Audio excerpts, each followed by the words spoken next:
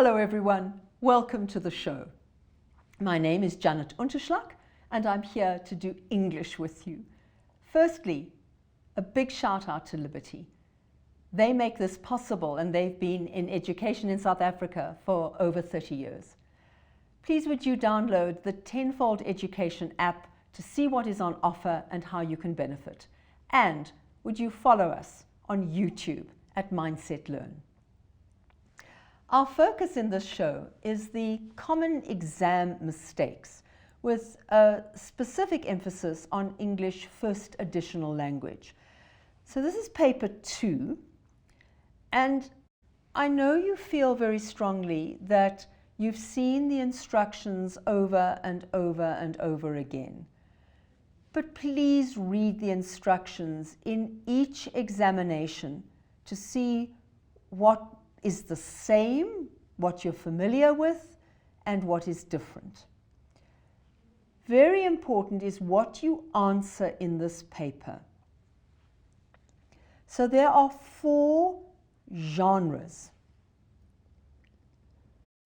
but you can answer only 1 question in each genre.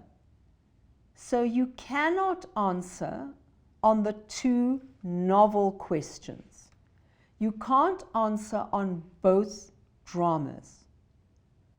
I've said there, if by mistake you answer that question and that question and that question, only the first that appear in the question paper. So let's say you did question 4, then 5, then 6, in that order. The markers mark the first 2, but maybe you never studied the short stories. You just got a fright, and so you answered on the short stories. They're going to mark it anyway. So they're going to mark question 4, let's say, which you did study, and question 5, which you didn't. But you did the poetry. They're just going to cross it out, and they're going to write exceeds number of questions required, and they're going to write that across your paper, and they're not going to read it. And look at the result. So it's really, really important that you go through the paper, use your reading time, and say, I did Dr. Jekyll and I did Macbeth. Then those are the 2 questions you find. 1 novel, 1 drama. So there are 4 genres, but you will have studied only 2. And those are the 2 that you answer. But you mustn't panic and think, I've got to do all the novel questions. You don't do all the novel questions. You do the novel you studied. So you ignore question 1. No, I did not study Cry the Beloved Country. I studied Strange Case of Dr. Jekyll and Mr. Hyde. So that's the one you do together with Macbeth. That's what you do because that's what you studied. If you did the short stories and the poetry, that's what you answer. If you did My Children, My Africa and Dr. Jekyll, that's what you answer on. So please don't make such a fundamental and terrible mistake. Markers are given a question to mark. They've got to find their question. So they're just marking the poetry, or they're just marking Dr. Jekyll. So if you begin on a new page, you make it easy for the marker to find your question. Please space your answers. Markers are exhausted. If you write all crunched up together, they're battling to see what you've written. But if you separate it out, oh, that's so much easier on the eyes. Now, you know what the page looks like in the exam booklet. So you've got something that looks like this, and the part where you can write is on the inside. There's a margin all the way around. So please, do not write up here or there or there. Don't squeeze in anything at the bottom. Don't write in the margins. As you know, the exam booklets are guillotined and then scanned in to keep them. Anything written in those margins is going to vanish. And now we come for, well, where should I number? I prefer it if you number in the middle of the page. I prefer that. Now why? Because you've gone 1.1, then you've got the margins on each side, and you write from margin to margin. Then you skip a line, and you write 1.2, and then you start writing again. Now why do I like that? Because look at the amount of space you've left. You've left space on each side of the number, and you've left this space as well. It just makes it so much easier for me. But a number of you do not like numbering in the middle. By all means, number against the margin, but it's got to be on the inside of this margin. You cannot, if I just make it a little bit bigger, if that's the margin, you cannot number 2.2 in the margin. The margin is for the markers. You number inside the margin, if that's what you like. And I still want lines open, please, to make it easy for me. Watch how you number your answers. Some learners become incredibly sloppy. I don't know why. They'll go 1.2.3 and then they'll go A, B. I don't know what I'm marking. Or they go 3A. Is this 1.3, 3A? What is it? Every time you go 1.2.3A, 1.2.3B with lines open in between. Some learners really battle to spell. But if the word is in the text or the word is in the question, you really, really should spell it correctly. So here I'm talking about characters' names. Please don't write Macbeth like that. It's wrong. Learn how to spell it. Learn how to spell Msimangu. It's important. Learn all the spellings of the names in the short stories. And check, is it in the text? Can I check it? Is it there in front of me in the little piece of text? It's really important to write clearly. It's respectful to the marker. And don't make them battle. Use blue ink. Make sure you go into your exam with at least 5 blue pens, in case one dries up on you.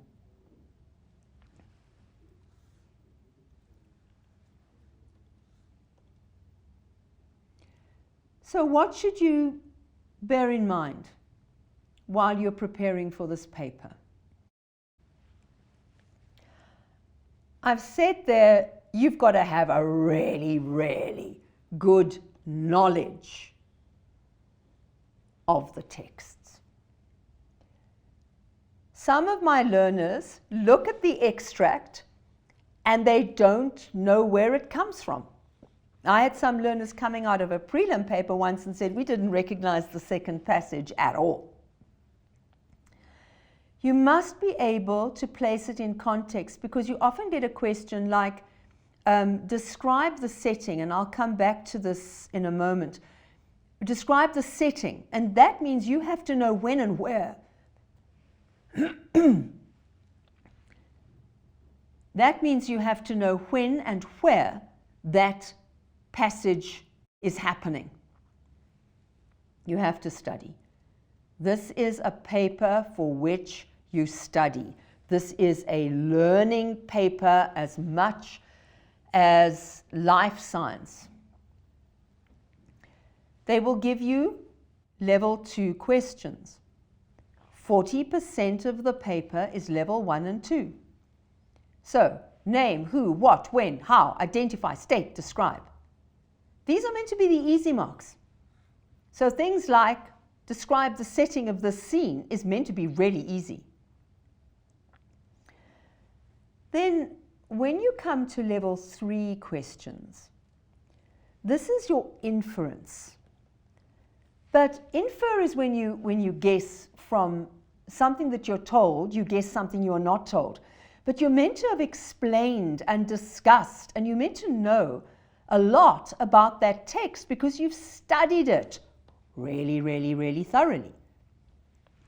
So you are meant to be able to get this 40%. It's not as though this text is brand new to you. So if you're asked to explain why somebody is upset, or why something happens, or you're asked to discuss something, you still need to know your text really, really, really well to be able to answer those questions. Then levels 4 and 5, this is this kind of question. And I know that these words are difficult. Discuss how something is relevant. I know that you battle with these. But this is 20% of the paper. And again, you need a really good knowledge of the text to be able to answer those questions, to give a personal response. Do you think? Do you agree? Would you describe somebody as a hypocrite? So if I say to you that this character is a hypocrite, I know that some of my learners didn't know what hypocrite meant. So that is a little bit tricky if you get a word you've never seen before. But imagine that we do know what a hypocrite means. Would you call Khumalo or Macbeth or Dr. Lanyon a hypocrite? It's characterization. What is the person like, and why has the author made that person like that? And it will cover themes, which you should have discussed as well in class. So you need a really, really good knowledge of the text in order to be able to answer those questions. Why? Because you will be asked, do you agree? Motivate your answer. Substantiate your answer. And that means give me a reason for what you are saying. Now, please, it has to be grounded in the text. It's not about you. So you must refer to the content of the book that you've studied and to the characters. So I always go back to a question which was asked a number of years ago on the poem Spring. And the question was something like, has the poet convinced you that spring is a wonderful season? And students were saying no, because I prefer summer. No, you don't understand. He's either convinced you with how he's described spring or he hasn't. But you've got to look at the content. And in a poem, you will look at the figures of speech and the rhythm and the rhyme and all of the poetic techniques. And you're talking about whether they are effective or not. So please, this is not about you. Students don't understand this. They think that it's a question where they can just say, no, I don't think he's a hypocrite because other people that I've known aren't like that. And no, it's got to be grounded in the text. I don't know how to emphasize this enough, or all those marks are going west. Now, I want to recommend that if you haven't started using a PEE or a PEA method, that you start using it. So this is how you do it. You make a point, you give the evidence, and then you explain, or you evaluate, or you analyze, or you discuss. So, is Macbeth barbaric? Or is his behavior in the scene barbaric? You start with, the behavior in the scene is barbaric because. Or the behavior in the scene is not barbaric because. In other words, you make a point. You take a stand. You don't just repeat the question. That's not what's being asked for. Do you agree that Dr. Lanyon is a hypocrite? Yes, I agree he's a hypocrite. No. You say, I do not agree that he's a hypocrite because, and you give me your point. What is your point? Now, you go to the text and you find an example You find a piece of evidence that supports the point you made. And then you tell me how your evidence supports that point. You are linking your point and your evidence, and you are talking about that link between your point and your evidence. And it's the same if you call it PEE or PEA or whatever else people are calling it. But that structure, I promise you, if you follow that structure, you will start to see your answers kind of coming clear. You can see that it's a clear, well-argued point of view. So please try that.